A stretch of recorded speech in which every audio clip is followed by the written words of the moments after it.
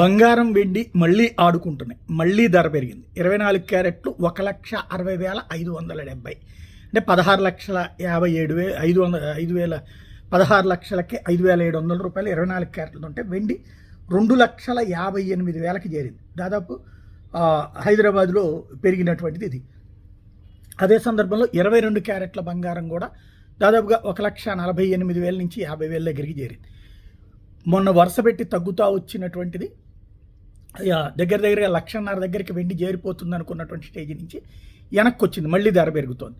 ఇది ఈ కరెక్షన్లో భాగమనాలా లేకపోతే కనుక కరప్షన్లో భాగమనాలా, అంటే అంతర్జాతీయంగా డబ్బులు ఉన్నటువంటి వాళ్ళ దగ్గర నుంచి దోచుకోవడానికి జరిగిందా అన్నటువంటి విషయం తేల్చి చెప్పాలి.